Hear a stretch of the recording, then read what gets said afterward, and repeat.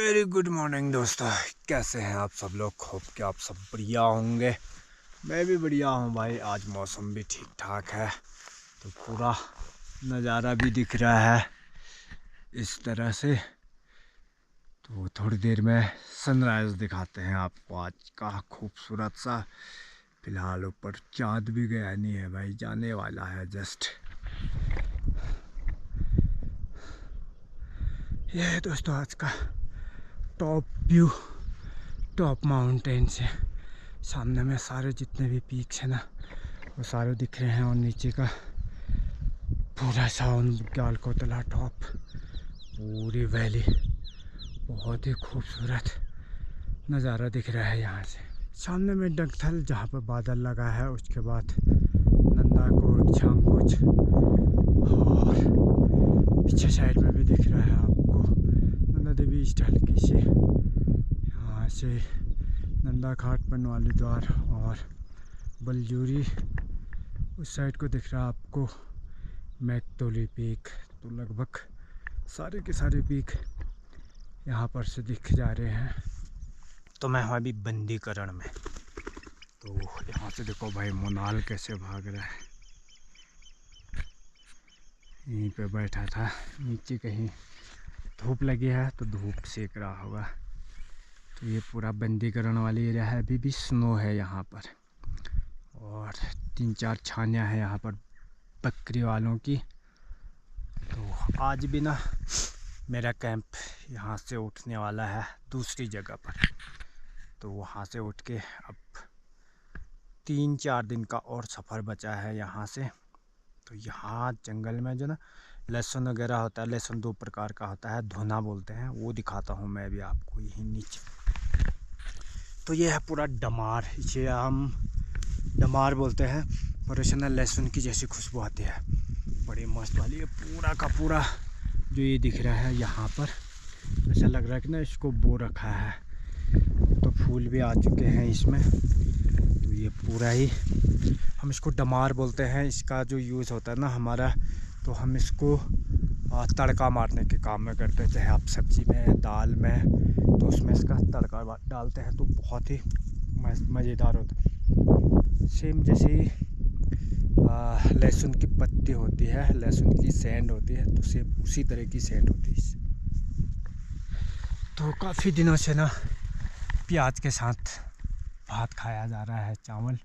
तो आज मेरे को मिल चुकी है रुगी भाई, जंगल का साग। तो इसको ले जाते हैं और आज इसके साथ बनाते हैं।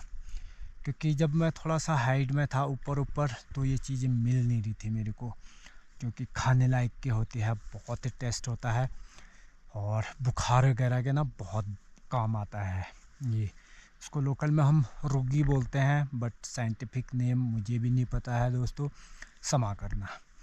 तो कहने का मतलब कि आज इसका साग बनाएंगे और उसके साथ चावल थोड़ा सा ज़्यादा खाएंगे भाई। रोज़ रोज़ प्याज के साथ ना खाया नहीं जा रहा है। तो इस तरह का होता है, रुग्गी बोलते हैं जिसको। तो ये है दोस्तों कुटकी, इसे हम कटिक बोलते हैं। मैं दिखाता हूँ, ये है कुटकी। तो इसका ना ये वाला जड़ यूज होता है, ये वाला जड़। इसको निकाल के फिर बहुत ज़्यादा कड़वा होता है, बहुत ही ज़्यादा। तो इस वाले जड़ का इसका यूज किया जाता है। तो जब कभी पेट दर्द वगैरह या कुछ होती है तो उसमें यूज करते हैं इसका। काफ़ी कड़वा होता है पर मेडिसिन है भाई, पूरी की पूरी मेडिसिन है। इसको खाने से कोई दिक्कत भी नहीं है, यानी कि कोई साइड इफ़ेक्ट भी नहीं है कि आपको कुछ हो जाए, ऐसा कुछ भी नहीं है। ये प्योर दवा है, तो इसका यूज कर सकते हैं। तो कई लोगों ने देखा होगा और कई लोगों ने नहीं देखा होगा, क्या जट्टामासी। तो मैं जट्टामासी दिखाता हूँ। तो जट्टामासी कुछ इस तरह से उगती है दोस्तों, चट्टानों में या उसमें। तो इस तरह का पौधा होता है। तो इसका जो जड़ होता है ना, उसको सुखा के फिर इस तरह से, ये होती है जट्टामासी। तो इसको सुखाते हैं, सुखाने के बाद फिर इसमें से ना बहुत बहुत ही मस्त सेंट आती है। तो इसका धूप जलाते हैं हम घरों में। तो जब आप कभी आए तो इस तरह का पौधा देखें तो समझ जाएंगे आप कि ये जट्टा मासी है। तो इसका यूज धूप के लिए भी होता है, वैसे कई सारी चीज़ों में होता है केमिकल में। तो ब्लड प्यूरीफाई, इस तरह की कई चीज़ें हैं जिसे आप सर्च करके खुद ही पता कर सकते हैं। बस मैं इसकी पहचान बता रहा हूँ कि इस तरह का पौधा होता है। तो जब आपको जड़ी बूटियाँ ही दिखा रहे हैं तो लगे हाथ एक और भी दिखा देते हैं। तो ये है दोस्तों छिपी, हम इसको बोलते हैं। कहीं पर इसको चोरू बोला जाता है, कहीं पे बोला जाता है गंदरानी। तो इसका जो जड़ होता है वो इसका यूज में आता है। तो उसका जो तड़का वगैरह में यूज कर सकते हैं आप, किसी भी चीज़ में, चाय से लेके मल्टी यूज है। तो इसका जो जड़ होता है, तो कहीं पे इसको चोरू बोलते हैं, कहीं पे इसको गंदरानी बोलते हैं, हम लोकल में इसको बोलते हैं छिपी। तो छिपी का पौधा कुछ इस तरह का होता है, इसकी पत्तियाँ। और इसी से मिलता जुलता एक और भी होता है, पर इसमें ना थोड़ा सा ब्राउन टाइप का होता है जड़ में इसका। और जब इसका जड़ निकालेंगे आप तो उसमें से सैंड अलग से आएगी। तो इसी का एक और डुप्लीकेट भी होता है। तो पत्तियाँ अच्छे से चेक कर लें, इस तरह की पत्तियाँ होती हैं।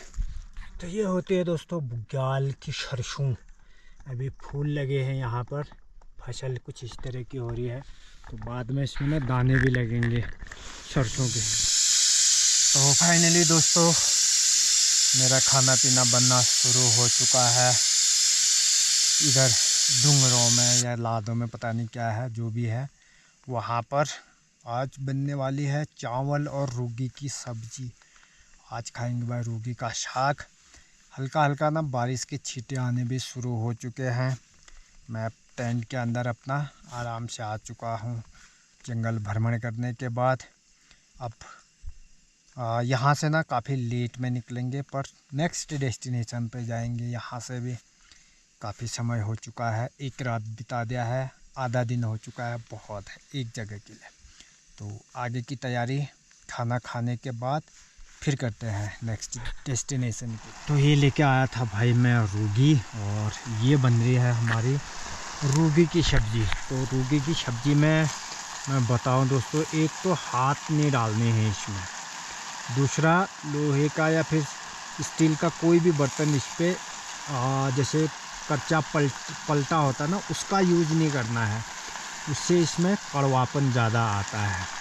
तो पहले इसको हम कुछ ऐसे ही पकाएंगे, फिर उसके बाद इसमें पानी डाल के हल्का सा चावल के लिए तरी बनाएंगे। अगर रोटी के साथ होता तो तब तो हम इसको ऐसे ही खा सकते थे जैसे बन रहा है, पर हमें खाना है इसके साथ चावल। तो थोड़ा सा इसमें पानी ऐड करना पड़ेगा हमको, और बाकी आप देख ही रहे हैं कुछ इस तरह से बनता है रूगी की सब्ज़ी। वैसे तो इसको घरों में हम थोड़ा सा इसको ना बॉयल करते हैं, फिर उसका पानी निचोड़ के निकाल देते हैं, तो उसमें से जो कड़वापन होता है वो दूर हो जाता है। पर यहाँ पे उतनी हमारे पास फैसिलिटीज़ नहीं है, तो इसलिए हम इसको जंगली स्टाइल में बनाएंगे, जंगली हिसाब से।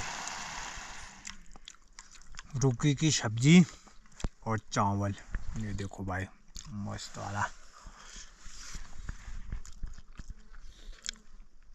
पर जितना कड़वा सोचा था ना उतना कड़वा है नहीं, ठीक ठाक हो रहा है, क्योंकि हमने इसको धोया भी नहीं है, नहीं तो फिर थोड़ा सा कड़वाहट और चली जाती, पर नहीं है उतना कड़वा यहाँ का, ठीक ठाक है। मज़ा आ गया भाई, आज कुछ चेंज हो गया है खाने में, और दवा के रूप में इसको ले सकते हैं हम। तो ये समझ सकते हैं कि हमने आज दवा खा रहे हैं हम। अभी भी रूगी पड़ी हुई है हमारे पास यहाँ पर एक कैंप, और पर थोड़ी देर के बाद यहाँ से जैसे ही खाना होता है तो नेक्स्ट डेस्टिनेशन पे हम निकल जाएंगे। वहाँ पे भी और भी खूबसूरत सी जगह पे हम कैंप करेंगे। बुग्यालों में बर्तन मान जो साफ करने का ना बेस्ट तरीका मैं बताता हूँ दोस्तों। इसी तरह से ये वाला काला वाला घास जो भी है, मूक बोलते हैं हम इसको निकाला। फिर दिखाता हूँ अभी डेमो करके आपको। पहले इसको अच्छे से निकाल लिया, फिर गए बर्तन के पास। तो जैसे बर्तन के पास हम जाएंगे तो क्या करेंगे, तो इसको ना जितना भी इसमें ये है तो इससे पहले छाप कर लेंगे बढ़िया करके। फिर उसके बाद हल्का सा पानी से छाल देंगे, पानी भी कम यूज होगा और जो हमारा बर्तन है वो भी साफ़ आ जाएगा। हो चुका अपना खाना पीना भी और बर्तन वगैरह भी साफ़ हो चुके हैं।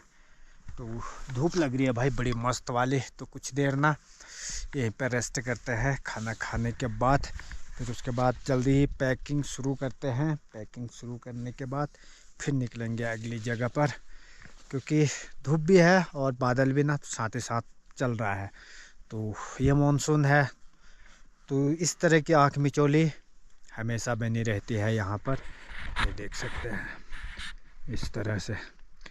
तो ये था हमारा खूबसूरत सा कैंप एकदम घास के बीच में, पर मज़ा आया दोस्तों यहाँ पर भी। कल की रात अच्छी रही, वही बहुत गनीमत की बात है। तो बाकी इसको ना यहीं पे समाप्त करते हैं मॉर्निंग को। फिर डे की शुरुआत अभी थोड़ी देर के बाद करते हैं एक और नई जगह के साथ, नए जोश नई उमंग के साथ।